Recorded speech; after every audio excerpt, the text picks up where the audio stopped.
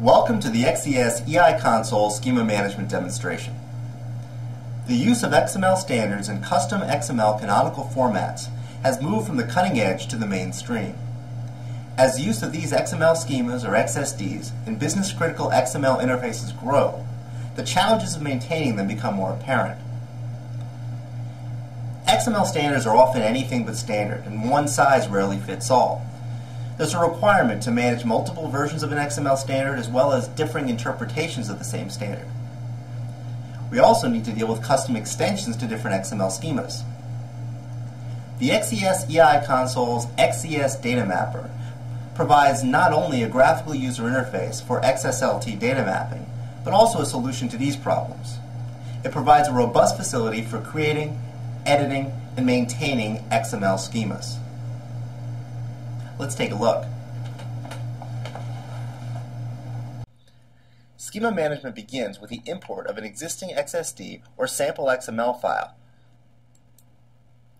This is done from the Select Format dialog.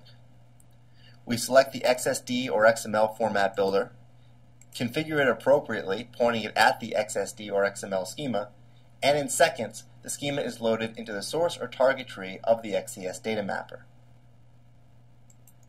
Schemas can also be created from non-XML source formats, such as flat file descriptions, EDI, web forms, etc.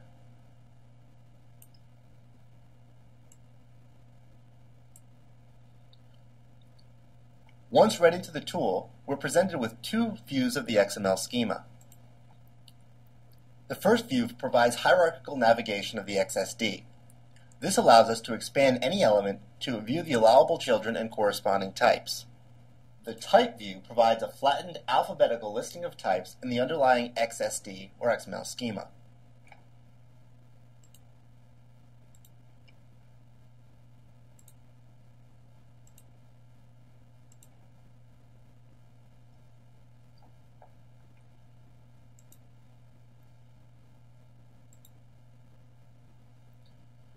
Right-clicking on a given type node provides the ability to add XML elements or XML attributes to the model. The attribute, element, or field that we select will become a child of the currently created or selected type. First, let's create a simple field to capture a person's favorite color.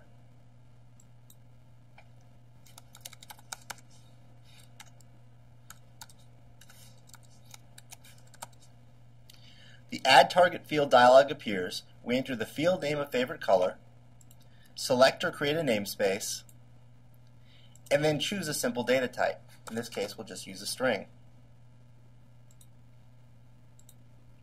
When we click Add, you'll see that our new node has been added to the tree.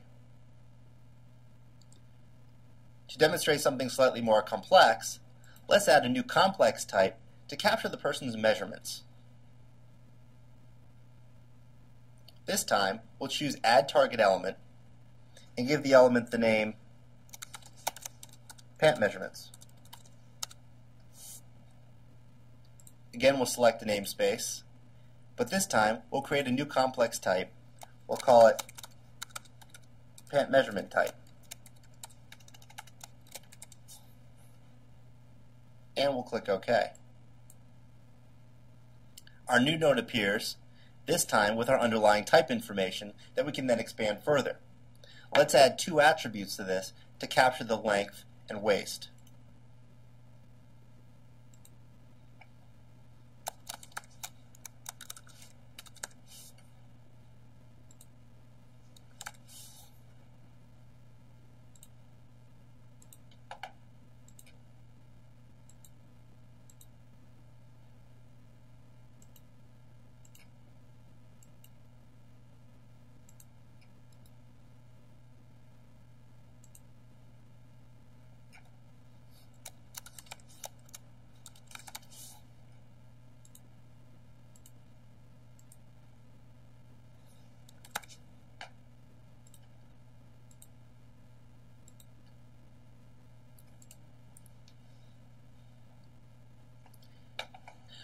The schema management facility can also be used to document or annotate the schema. We can create various note sets corresponding with different types of documentation.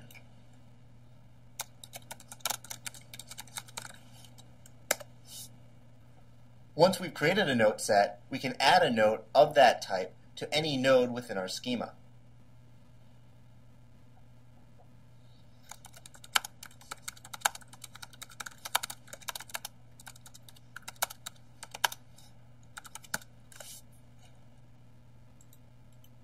An icon indicates that we've added a note or documentation to a particular field. This XML schema documentation can be searched, browsed, or exported into any number of formats. This facility can also be customized to integrate with a metadata repository for your XML schema.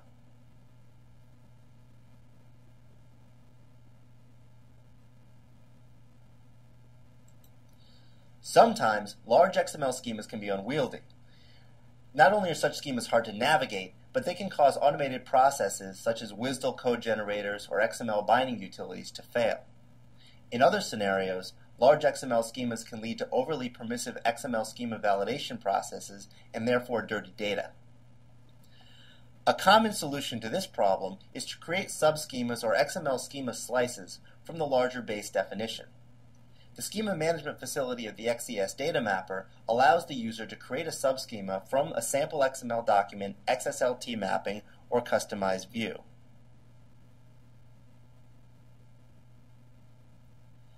To accomplish this, we choose the Manage Filters for Format Tree dialog, and then choose to either filter by the content of our mapping or by a sample that we've loaded.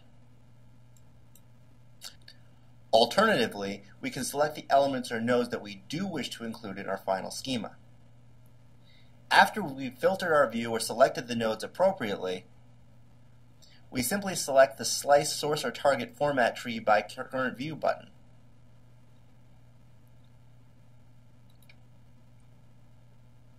Or we can right-click and choose Slice Format by Current View.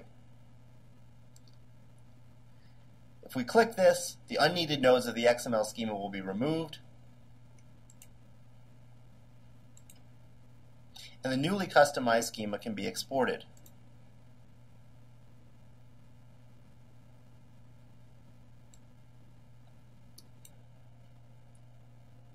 Finally, the XCS EI console's XML schema maintenance capabilities take the pain out of migration between versions of an XML schema. When a schema extension is saved, a record of the changes to the XSD is maintained. This allows the changes to be replayed and reapplied to the upgraded schema version.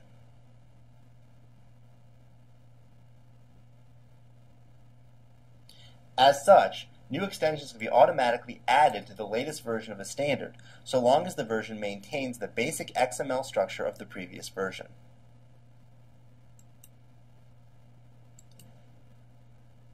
This concludes our demonstration of schema management in the XCS EI console and the XCS data mapper. You have seen how the XCS data mapper can be used to load virtually any existing schema or to create a schema from another non-XML data format. You have also seen how XML elements and XML attributes can be added to a schema using existing or custom XSD simple type or complex types. We've demonstrated how documentation can be attached to a schema and how the final product can be sliced and exported.